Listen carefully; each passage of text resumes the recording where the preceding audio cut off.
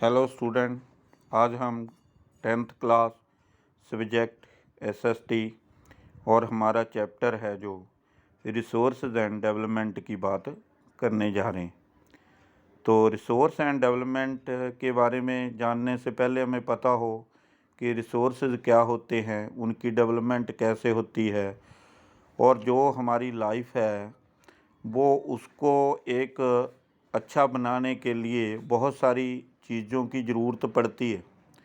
तो उन चीज़ों से जैसे ट्रांसपोर्टेशन के साधन हैं, जैसे मेडिकल की फैसिलिटी हैं, जैसे और इलेक्ट्रिसिटी की फैसिलिटी हैं और बहुत सारी फैसिलिटी हैं। ये तब ही क्रिएट होती हैं अगर हमारे पास रिसोर्सेज हों।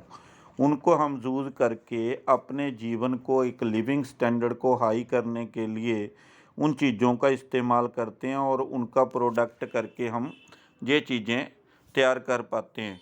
तो इन चीज़ों से हम बात करते हैं कि एक रिसोर्सेज के तौर पर हम जानते हैं कि कौन सी चीज़ें ऐसी हम रिसोर्सेज मान सकते हैं, उनका मीनिंग क्या है।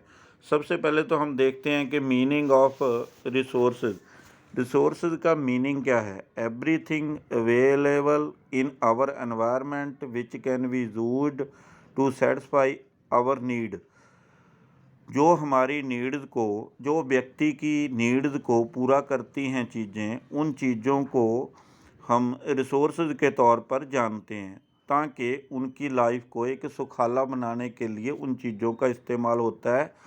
तो उसी चीज़ को ही हम एक रिसोर्स के तौर पर उनको जानते हैं। अगर हम डेफिनेशन के तौर पर देखें कि रिसोर्सेज क्या होते हैं, तो उनकी डेफिनेशन में कौन कौन सी चीज़ें आती हैं, हम बात करते हैं कि सबसे पहले तो ये है कि जो रिसोर्सेज हैं वो एक तो इट इज़ टेक्नोलॉजिकल एक्सेसिबल, एक तो ये होना चाहिए।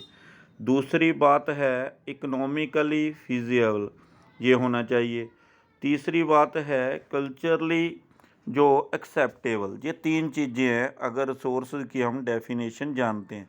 तो हम एक एक के ऊपर बात करते हैं। सबसे पहले है टेक्नोलॉजिकली एक्सेसिबल।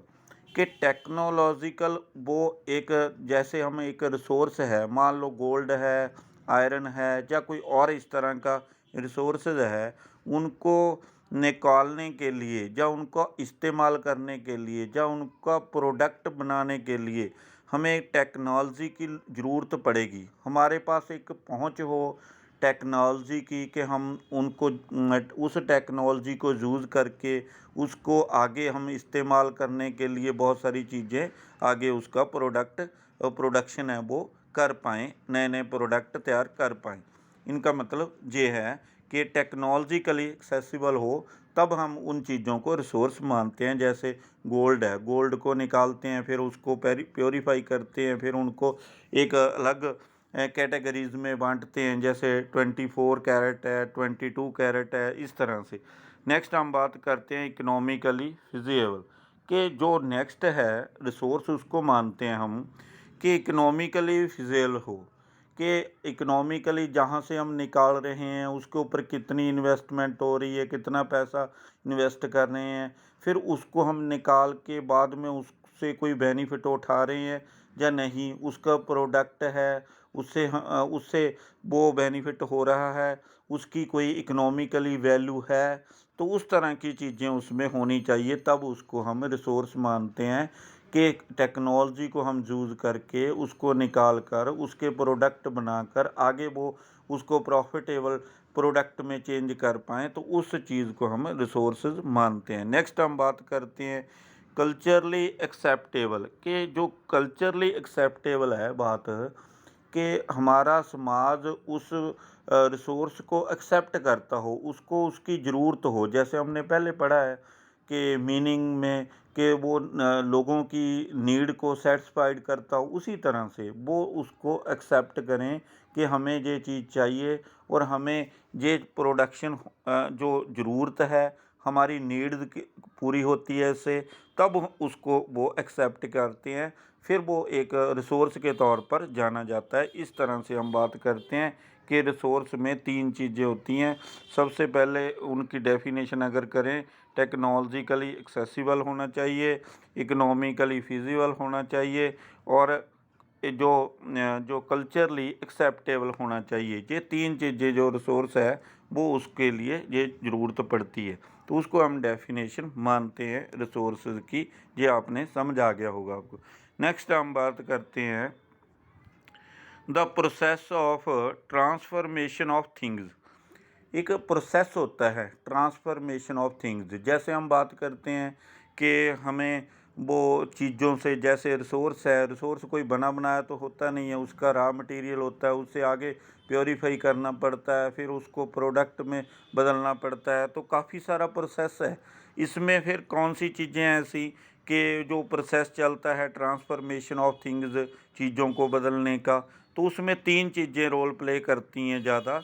उसमें इंटरडिपेंडेंट रिलेशनशिप होती है। इंटरडिपेंडेंट रिलेशनशिप जो मैं अभी बात करके हटा हूँ कि इंटरडिपेंडेंट रिलेशनशिप है। कौन कौन सी चीज़ें हैं? एक तो नेचर में, एक है टेक्नोलॉजी, एक है इंस्टीट्यूशनल।